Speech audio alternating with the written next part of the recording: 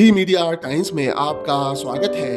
मध्य प्रदेश के विदिशा में भागवत कथा के 5वें दिन बागेश्वर धाम के पीठाधीश्वर पंडित धीरेन्द्र शास्त्री ने भक्त और भागवत के विषय पर कहा कि श्रीमद् भागवत में भी भगवान के बारे में कम और उनके भक्तों के बारे में अधिक लिखा हुआ है और इसीलिए इसका नाम श्रीमद् भागवत है। उन्होंने कहा कि भगवान दिमाग का विषय नहीं है, हमारे ठाकुर जी तो दिल का विषय है। प्रभु को पाना है तो दिल लगाओ, भगवान का या भगवान के रास्ते का विकल्प मत चुनो। भक्ति का कोई विकल्प नहीं है, भक्ति में संकल्प की महिमा है। उन्होंने भक्त बनने के संकल्प पर जोर दिया। उन्होंने कहा कि जिसके जीवन की दिनचर्या, जिसके जीवन की श्वास, जिसके जीवन की वार्ता, जिसके जीवन की कर्म पृष्ठभूमि सब कुछ कृष्णमय हो गई है, बस वही मीरा है, वही गोपी है, वही भक्त है और ऐसे भक्त के वश में है भगवान।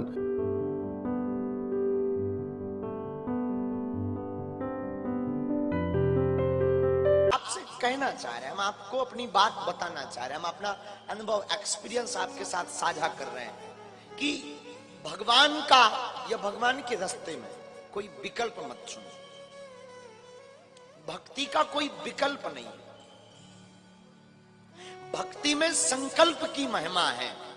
आप आज कथा सुन रहे, आज बैठे बैठे प्रण लो कि मैं प्रण लेता हूं, मैं भक्त बनकर के ही रहूंगा।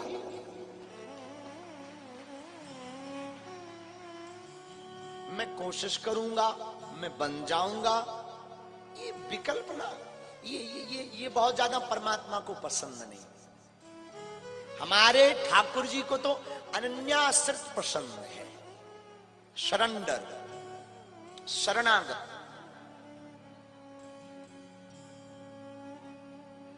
जो एकदम डूब गया, जो एकदम उसका हो गया, जो एकदम उसके प्रति पागल हो गया, जो जिसकी नजर में, वाणी में, बोल में, चाल में, उठन में, बैठन में, गायन में, वादन में, नृत्य में, जिसके जीवन की दिनचर्या, जिसके जीवन की श्वास, जिसके जीवन की वार्ता, जिसके जीवन की कर्म पृष्ठभूमि सब कुछ कृष्ण हो गई, बस वही मीरा है,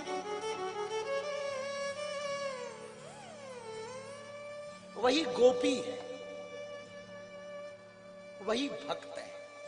और फिर हम जो सूत्र लेकर के 7 दिन की कथा का बैठे हैं, वही गोपी है, वही भक्त है। और वो सूत्र जो हमने कथा का लिया कि ऐसे भक्त के बस में ही भगवान है।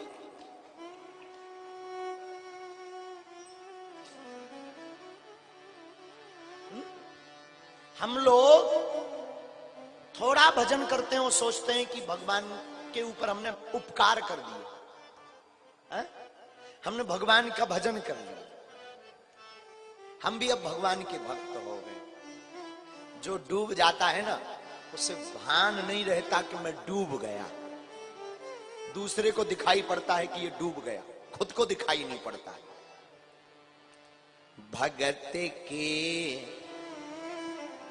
बस में है भगवान, भगत के बस में है भगवान। अरे भक्ति बिना ये कुछ भी नहीं है, भक्ति बिना ये सुनो कुछ भी नहीं है।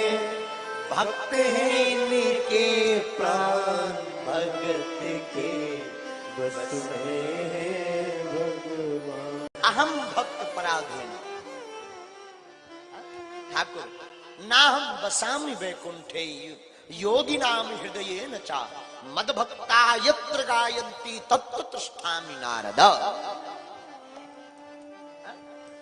भगवान भक्त के वश में, लेकिन कौन भक्त? जो उनका हो गया। आवरण वाले भक्त के बस में नहीं है।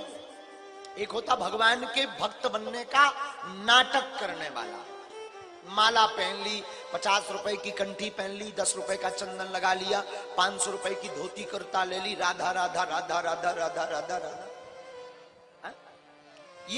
ये नाट्य भक्त है, नाटकी, अभिनय करने वाला। ठीक है, अभिनय भी ठीक है, बाह्यिक वेशभूषा से अंदर प्रभाव तो पड़ेगा कुछ क्षण ही सही, लेकिन ये भक्त नहीं है। भक्त कौन? जिसका हृदय हमारे गोपाल में डूब गया,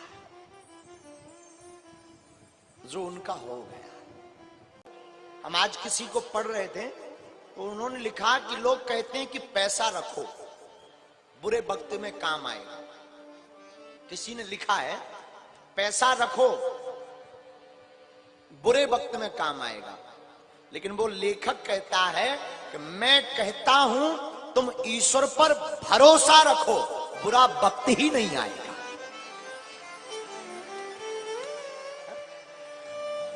लोग कहते पैसा रखो बुरे वक्त पर काम आएगा, लेकिन मैं कहता हूं तुम ईश्वर पर भरोसा रखो, बुरा वक्त ही नहीं आएगा। और एक बात बोले, जिसे मैं की हवा लगी उसे न दुआ लगी न दवा लगी। साधु जी आप सुन रहे ना हमारी बात को, बहुत ध्यान से सुन रहे ना।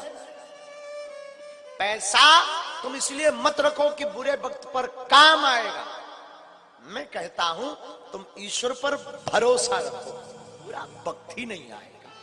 मीरा का चरित्र सुनने के बाद ये सिद्ध हो जाता है कि ठाकुर जी आज भी है, अभी भी है। हम पंडित जी को बता रहे थे कि मीरा का शरीर किसी को नहीं दिखा, केवल चुनरी भर दिखी, पूरी भगवान में समाहित नहीं है मीरा। ठाकुर जी में सात शरीर समाहित हुई है, केवल चुनरी भर मिली मीरा की, शरीर नहीं मिला। और भक्तों का तो शरीर प्राप्त भया अन्न अन्न, पर मीरा का जो चरित्र है आप पढ़िएगा, मीरा तो सीधी पूरी सात शरीर ठाकुर जी में समाहित हुई है। इसलिए मीरा की अद्भुत महिमा, लेकिन मीरा के वियोग की महिमा। भागवत वियोग का ही विषय है, गीता योग का विषय है, रामायण संयोग का विषय है, लेकिन भागवत वियोग का विषय है। गीता में योग की चर्चा है, रामचरितमानस में संयोगात्मक विषय है, संयोग की चर्चा है, लेकिन भागवत में तो प्रारंभ से अंत तक, क्योंकि भागवत भक्तों का विषय है और भक्तों को वियोग के अलावा हाथ कुछ लगता भी नहीं।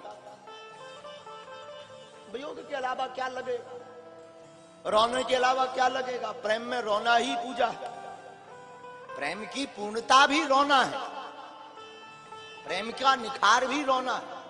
मतलब जिससे मोहब्बत है और आंसू नहीं बह रहे, अधूरा है। और अगर आंखों से आंसू बह रहे हैं तो समझ जाइए आप प्रेम की तरफ बढ़ रहे हैं।